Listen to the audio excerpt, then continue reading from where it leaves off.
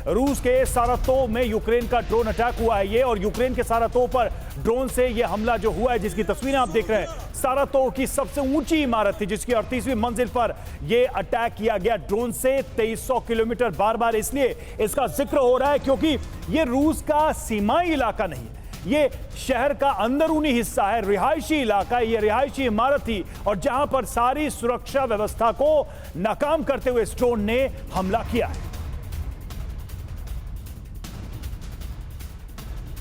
रूस पर अमेरिका में 9/11 जैसा हमला हुआ है। कहां हुआ हमला? सारातोव में। सारातोव को इस बार यूक्रेन ने बनाया है निशाना। कितनी ऊंची बिल्डिंग है ये देखिए, 38 मंजिला ये बिल्डिंग थी, और 38वीं मंजिल पर जाकर ड्रोन टकराया है। यूक्रेनी सीमा से कितनी दूर? 2300 किलोमीटर दूर हमला ड्रोन के जरिए अंजाम दिया गया। ड्रोन वॉरफेयर कितना खतरनाक साबित हो सकता है, ये यूक्रेन के हमले ने रूस को बताया है।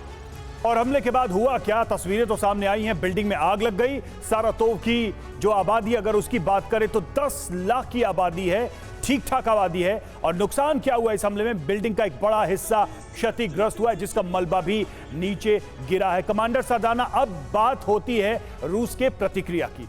क्रेमलिन पर भी ड्रोन से अटैक की कोशिश की गई थी युद्ध के शुरुआती दिनों में, और यह उम्मीद की जा रही थी कि बड़ा हमला रूस की तरफ से, पुतिन की तरफ से यूक्रेन पर होगा। लेकिन ये जो अटैक है, इसकी जो तस्वीरें हैं, ये तो साफ साफ पुतिन के जो सैन्य लीडरशिप है, सुरक्षा कवच है, उस पर सवाल खड़े करती है। प्रोबेबल पुतिन का रिएक्शन क्या हो सकता है, संभावित प्रतिक्रिया क्या हो सकती है? देखिए, पहले तो वो पता करेंगे, जो रशियन अथॉरिटीज हैं पहले पता करेंगे कि क्या ये ड्रोन यूक्रेन से आया है या रशिया से ही लॉन्च किया गया था। तो ये जानना जरूरी है, क्योंकि 2300 किलोमीटर एक बहुत ही बड़ा डिस्टेंस है कि एक ड्रोन के लिए कवर करना। दूसरी बात, जैसे कि हमला पहले भी हो चुका है क्रेमलिन पे, ऐसे ये एक इतना अंदर रशिया के हुआ है, तो मेरे हिसाब से वो लोग इसको एक टेररिस्ट अटैक देखेंगे, ना कि एक यूक्रेन का अटैक हुआ है कि वहाँ से हुआ है। तो उसको उस नज़रिए से देखा जाएगा। हाँ, ये बात जरूर है कि अब रशिया को अपने जो एंटी ड्रोन टेक्नोलॉजी है उनकी, या जो डिफेंसेस हैं, उसको ज़्यादा मजबूत करना पड़ेगा ताकि उनके रिहायशी इलाकों में ऐसे अटैक ना हो पाए। बिल्कुल, और तस्वीरें देखिए, बहुत क्लियर तस्वीर अब हम अपने दर्शकों को दिखा पा रहे हैं। ये तस्वीर मैं चाहूंगा एक बार फिर से आप देखिए, किस तरह से ये सबसे ऊंची इमारत सारातोव की, और जिस मंजिल को नुकसान पहुंचा है इस हमले के बाद, उसकी बहुत क्लियर तस्वीर अब हमारे सामने है।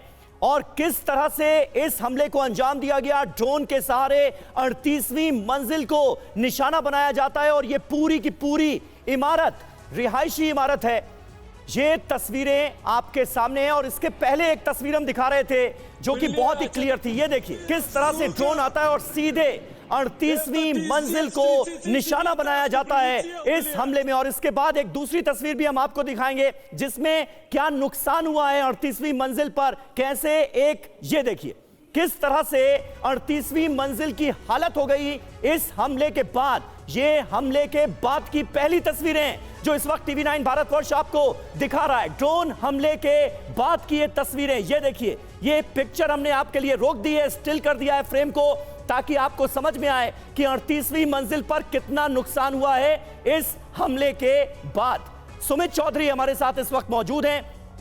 सुमित, ये बताइए क्या पता चल पा रहा है अभी तक की जो जानकारियां, खबरें, अपडेट्स आपके पास आई हैं, उसके हिसाब से लगता क्या है? क्या यूक्रेन ने पूरी तरह से प्री प्लान्ड वे में एक रिहायशी इमारत को निशाना बनाया है 2300 किलोमीटर दूर अपनी सरहद से, या फिर निशाना कुछ और भी हो सकता है और ड्रोन भटक कर इस रिहायशी इमारत से टकरा गया?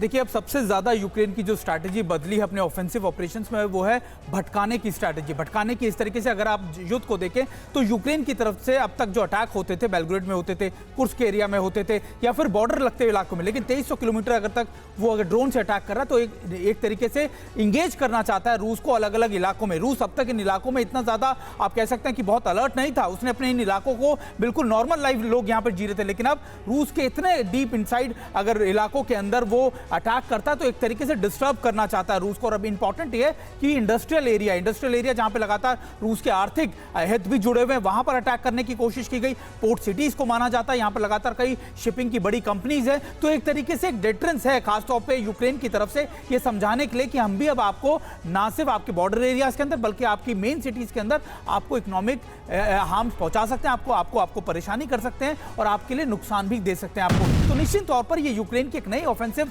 पॉलिसी या स्ट्रैटेजी है जो रूस के लिए बहुत भारी पड़ने वाली है।